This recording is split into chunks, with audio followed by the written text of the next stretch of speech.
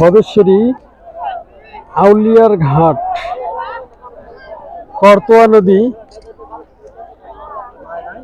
আবারও আজ দুপুর 1টার সময় গোসল করতে নেমে একটি যুবক ছেলে পানিতে ডুবে গেছে। তাকে এখন পর্যন্ত খুঁজে পাওয়া যাচ্ছে না। প্রায় 4 ঘন্টা থেকে রুদ্ধশ্বাস অভিযানে দেওয়া হচ্ছে, কিন্তু এখন পর্যন্ত খুঁজে পাওয়া যায়নি। এই করতোয়া নদীর মাঝে প্রতি বছরই একটি করে লোক হারিয়ে যায় এবং পানিতে ডুবে মারা যায়।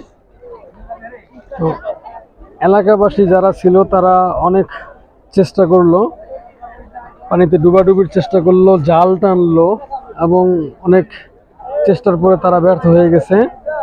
এখন এই লোকগুলো অধীর আগ্রহে আছে ফায়ার সার্ভিসের, ডুবুরি যে কর্মকর্তারা আছে তাদের আগ্রহে আছে, তারা আসার পরে যদি ডুবাডুবি করে লাশটিকে খুঁজে বের করতে পারে।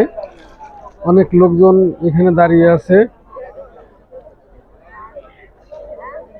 আপনারা যারা যারা নদীতে গোসল করতে আসবেন বা নদীতে গোসল করতে আসেন, তারা অবশ্যই সতর্ক হয়ে নদীতে গোসল করতে নামবেন এবং গোসল করবেন।